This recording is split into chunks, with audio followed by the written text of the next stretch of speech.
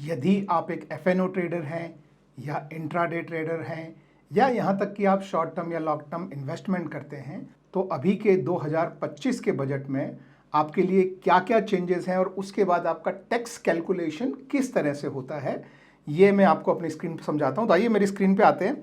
तो यहाँ पे एक ये देखिए, मैंने आपके लिए एक एक्सेल शीट बनाया है, इसका साइज़ मैं थोड़ा सा आप लोगों के लिए बड़ा कर लेता हूँ। तो यहाँ पे मैं आपको स्पेशली समझाऊंगा कि आपका टैक्स कैलकुलेशन किस तरह से होता है। और अभी आपको जो इनकम और कैपिटल गेन पे 12 लाख तक कोई टैक्स नहीं लगता है वाला जो कॉन्सेप्ट है, वो कैसे काम करता है, उसमें लॉन्ग टर्म और शॉर्ट टर्म आपके कैपिटल गेन्स जो हैं वो नहीं होते हैं, तो पूरा कैलकुलेशन कैसे होता है। तो देखिए, आपके कुछ एक इनकम हेड होते हैं और कुछ कैपिटल गेन्स होते हैं। तो जैसे आपके सामने आपकी सैलरी हो गई, आपकी रेंटल इनकम हो गई, आपकी एफडी से पैसा आ रहा है, सेविंग से पैसा आ रहा है, डिविडेंड से पैसा आ रहा है, आपकी एफएनओ की जो ट्रेडिंग है वो भी बिजनेस इनकम मानी जाती है। इसके अलावा आपकी जो इंट्राडे ट्रेडिंग होती है, जिसे हम स्पेकुलेटिव इनकम बोलते हैं, वो भी आपकी इसमें आती है। तो इस तरह से आपके ये सारे जो हैं ये इनकम सोर्सेज होते हैं और इनकी जो इनकम होती है वो आपके टैक्स स्लैब के हिसाब से टैक्स की जाती है। इसके अलावा आपके long term capital gains tax होते हैं और short term capital gains tax होते हैं। तो सबसे पहले हम बात करते हैं कि जो 12 लाख का जो लिमिट है उसमें क्या कैलकुलेट होता है। तो पहली बात आपको देखना है कि ये आपका जो टोटल इनकम, ये वाली, ये सारा जो पैसा है, ये अप्रॉक्स में रखा हूँ, सारे नंबर में चेंज करके दिखाऊंगा कि अगर यहाँ पे 1 लाख है या 80 लाख है, दोनों मतलब क्या रेंज में कैसे चेंज होता है। तो ये टोटल अमाउंट यानी ये वाला और ये वाला सारा जोड़ के अगर आपका 12 लाख से कम है तो आप पर यहाँ पर कोई भी टैक्स नहीं लगता है, पहली बात तो ये, ठीक है। अगर ये 12 लाख से ज़्यादा हो जाएगा, मान लीजिए आपकी सैलरी तो इतनी है पर मान लीजिए आपका ये कैपिटल गेन जो है वो 2.5 लाख हो गया, ठीक है, तब आपका जो है वो टैक्स बढ़ जाता है अगर ये 12 से ऊपर चला गया तो। लेकिन 12 लाख से लेकर थोड़ा ऊपर जाने तक आपको एक मार्जिनल बेनिफिट मिलता है, जिसे मार्जिनल रिलीफ बोलते हैं। वो भी क्या है वो भी मैं आगे समझाता हूँ। तो इफेक्टिवली आपको इतना टैक्स बना लेकिन इतना रिलीफ मिल गया, तो आपको सिर्फ टैक्स जो है वो इतना देना पड़ रहा है। तो सबसे पहली चीज़ हम आते हैं सैलरी पे।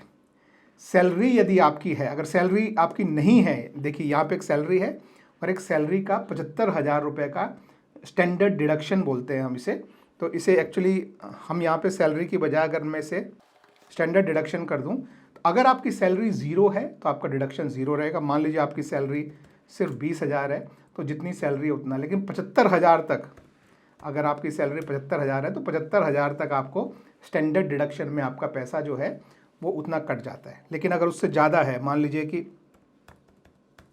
5 लाख आपकी सैलरी है, तो आपका डिडक्शन सिर्फ 75,000 ही होगा, पहली बात तो ये। तो सैलरी पे ये डिडक्शन मिलता है और किसी चीज़ पे ये स्टैंडर्ड डिडक्शन नहीं मिलता है। तो ये इसी का हिस्सा है।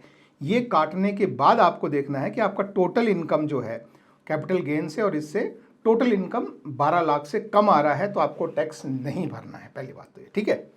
अब अगर मान लीजिए ये 12 लाख से ज़्यादा आ रहा है, ठीक है, तो मान लो कि आपकी सैलरी जो है 10 लाख, मान लो आपकी सैलरी 10 लाख है, तो अभी ये जो है आपकी ये इनकम जो है वो 12 लाख से कम है, लेकिन टोटल मिला के, यानी इसमें लॉन्ग टर्म और कैपिटल और शॉर्ट टर्म कैपिटल दोनों मिला के जो है वो 12 लाख से ऊपर चलेगी, तो आप टैक्स स्लैब में आ गए, ठीक है।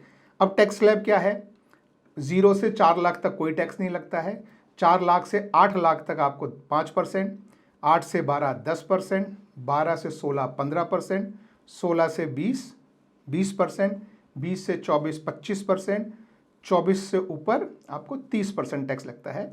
और ये मार्जिनल रिलीफ जो है, ये जब आपका यहाँ पे ये 12 लाख से थोड़ा ऊपर बढ़ते, होता क्या है कि अगर आप 12 लाख पे हैं तो आप कोई टैक्स नहीं दे रहे हैं, लेकिन जैसे ही आपकी ये 12 लाख 10,000 हुई, मान लीजिए यहाँ पे मैं अगर मैं 8 लाख करता हूँ, ठीक है, तो ये 12-25 हुई। अब देखिए 12 लाख पे आदमी कोई टैक्स नहीं भर रहा है।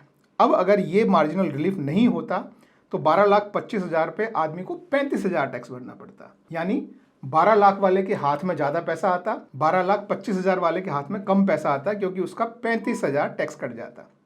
तो उस केस में उसको मार्जिनल रिलीफ मिलता है, जिसका फॉर्मूला मैंने यहाँ पे ये लगा रखा है।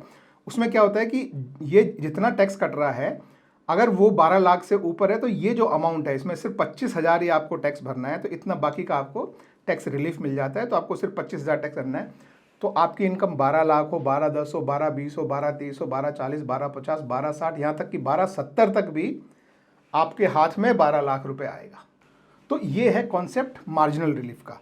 अब ये जो इनकम स्लैब जो ये बने हैं, इसमें ये कैलकुलेट नहीं होता, ये इसके ऊपर कैलकुलेटेड है। तो अभी देखिए जैसे 955 ये यहाँ पे है, तो पहले 4 लाख पर कोई टैक्स नहीं है, फिर 4 लाख से 8 लाख तक स्टैंडर्ड 20,000 रुपये टैक्स है, और 8 लाख से लेकर 9,55,000 तक आपको 10% टैक्स लगता है। तो ये आपका 15,500 टैक्स हो गया, ठीक है। और इसमें से आपको ये डिडक्शन इसलिए मिल गया क्योंकि ये 12 लाख से बहुत ज़्यादा ऊंचा नहीं है। अगर हम इसको मान लो बढ़ाकर हम 9 लाख कर लें, तो अभी देखिए अभी आपका ये मार्जिनल रिलीफ खत्म हो गया क्योंकि आपका टोटल 13 लाख से ऊपर चला गया। जैसे मैंने 1270 1275 के आसपास पे मार्जिनल रिलीफ खत्म हो जाता है। तो अभी ये जो कैलकुलेशन है ये इस अमाउंट पे बेस्ड है जो आपकी इनकम है, जिसमें आपकी एफएनओ इनकम मानी जाती है। और एफएनओ इनकम यानी एफएनओ प्रॉफिट आपको लेना है, ध्यान रखना। फ्यूचर्स एंड ऑप्शन में आपके जो एक्सपेंसेस हैं, क्योंकि इसको बिजनेस इनकम माना जाता है। जैसे मानिए मैंने लैपटॉप खरीदा है ट्रेडिंग करने के लिए, तो उसका खर्चा मैं निकाल सकता हूँ, बिल होना चाहिए। आप हर महीने जो बिजली का बिल भरते हैं उसमें से कुछ आप डिडक्शन ले सकते हैं कि आप अपने रूम में अगर एक बैठ के ट्रेड करते हैं, यहाँ तक कि आपके घर में अगर एक आपने कमरे को ऑफिस बना रखा है तो आप उसका भी रिबेट ले सकते हैं। आप इंटरनेट का बिल भरते हैं हर महीने, वो आप इसमें से काट सकते हैं।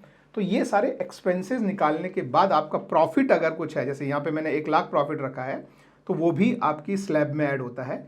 इसी तरह से इंट्राडे वाला जो प्रॉफिट है वो भी आपके स्लैब में ऐड होता है। इनमें प्रॉफिट नहीं हुआ है और लॉस हुआ है तो ये नंबर सीधा यहाँ नहीं आता है, उसका अलग कैलकुलेशन होता है। वो मैंने वीडियो बनाया, नीचे मैं आपको डिस्क्रिप्शन में आपको मैं लिंक शेयर कर दूंगा कि यदि आपको एफएनओ में लॉस हुआ है तो क्या करना है। ये सिर्फ मैं प्रॉफिट की बात कर रहा हूँ।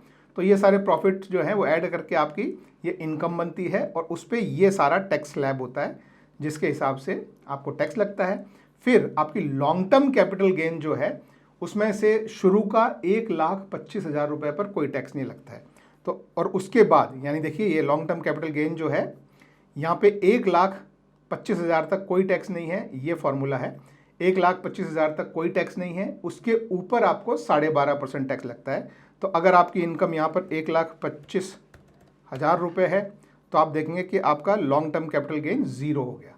लेकिन उससे थोड़ी भी ऊपर है, मान लीजिए 30,000, तो आप देखेंगे कि आपका जो है इसमें 5,000 का आपको प्रॉफिट आया और उस पर 12.5% के हिसाब से आपको 625 रुपये टैक्स लग गया। ये टैक्स आपको भरना है चाहे आपके ऊपर की साइड आपका इनकम 0 हो। यहाँ आपकी इनकम में चाहे बिल्कुल टैक्स नहीं बन रहा हो, आपकी इनकम टोटल आप देखेंगे तो 380 है, लेकिन फिर भी आपको ये लॉन्ग टर्म कैपिटल गेन और दूसरा शॉर्ट टर्म कैपिटल गेन का टैक्स भरना है।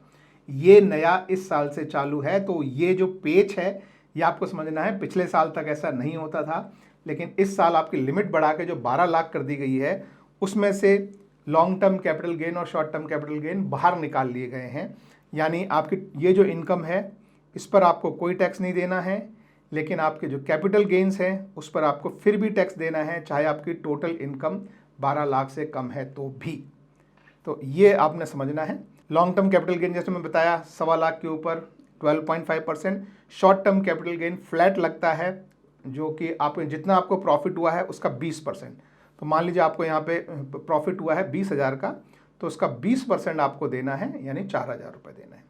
तो आपकी टोटल जो आपका टैक्सेबल लिमिट बनती है वो इन सब का जोड़ होता है। अगर मान लीजिए यहाँ पे ये मैंने 10 लाख डाल लिया, ये 10 लाख इसमें जरूर नहीं है, यहाँ हो सकता है 0 हो, आपके मान लो बिजनेस इनकम में यहाँ 10 लाख भी हो, तो कहीं भी हो, तो ये जो अमाउंट जो बनता है ये सारा जो है वो ऐड होके आपका टोटल, यानी आप ये वाली आपकी जो है इनकम पर टैक्स लग गया, ये आपके लॉन्ग टर्म, ये शॉर्ट टर्म कैपिटल गेन लग गया, इनका टोटल जो है वो ये अमाउंट हो गया।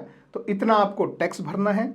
उसके ऊपर इस अमाउंट के ऊपर जो 57,625 दिख रहा है, इसके ऊपर आपको 4% health and education cess extra देना होता है, वो ये होता है। और फिर जिनका अमाउंट बहुत बड़ा होता है उनको 10% से 25% तक जो है अलग से सरचार्ज लगता है। जैसे एग्जाम्पल के लिए अगर मैं यहाँ पे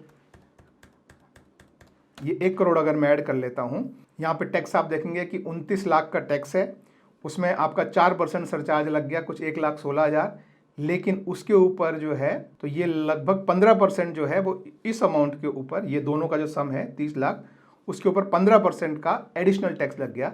ये अमाउंट अगर और बड़ा हो अगर इस अमाउंट को मैं और बड़ा कर दूं तो ये अमाउंट देखिए कितना बड़ा होता है। अभी इस समय टैक्स जो है वो 61 लाख का टैक्स है, उसके ऊपर 15 लाख का यानी कि 25% टोटल आप जितना टैक्स भर रहे हैं उसके ऊपर 25% एडिशनल सरचार्ज लगता है। तो जिन लोगों की इनकम ज़्यादा होती है उनको बहुत ज़्यादा टैक्स देना पड़ता है।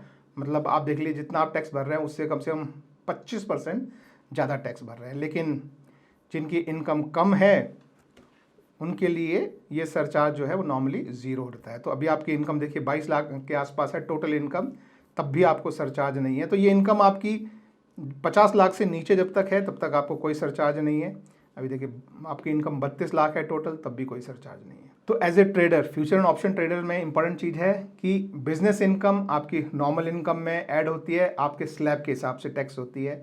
स्पेकुलेटिव या इंट्राडे आप आज शेयर बाय करके आज ही सेल कर रहे हैं तो वो आपकी स्पेकुलेटिव इनकम होती है, वो भी आपके स्लैब के हिसाब से टैक्स होती है। लेकिन जो शेयर आप आज खरीद के कल बेच रहे हैं या कल या परसों या 1 महीने बाद या 6 महीने बाद बेच रहे हैं वो शॉर्ट टर्म कैपिटल गेन में आते हैं, उस पर अलग टैक्स रेट है और दोनों मिक्स नहीं होते हैं। आप इस स्लैब में ज़ीरो पे भी हैं, ये सारे के सारी चीज़ें अगर ज़ीरो भी अगर आप मान लें कि भाई यहाँ भी कुछ नहीं है, यहाँ भी कुछ नहीं है, यहाँ भी कुछ नहीं है और यहाँ भी कुछ नहीं है, अगर आप ऐसा मान लें तो भी ये सारे तो ज़ीरो जाएंगे, लेकिन फिर भी आपको आपके शेयर के शॉर्ट टर्म इन्वेस्टमेंट पर आपको 20% टैक्स भरना है, लॉन्ग टर्म इन्वेस्टमेंट पर 1.25 लाख से ऊपर आपको 12.5% टैक्स भरना है। तो इन्वेस्टर्स के लिए भी और ट्रेडर्स के लिए भी बेनिफिट ट्रेडर्स को ये है कि जो ये वाली इनकम आपकी जो है यहाँ पे ये फ्यूचर्स एंड ऑप्शन वाली जो इनकम है उस पर थोड़ा सा टैक्स कम हो गया है क्योंकि वो स्लैब थोड़े से एक्सपेंड कर दिए हैं और 12 लाख से कम है तो वो ज़ीरो भी हो गया है।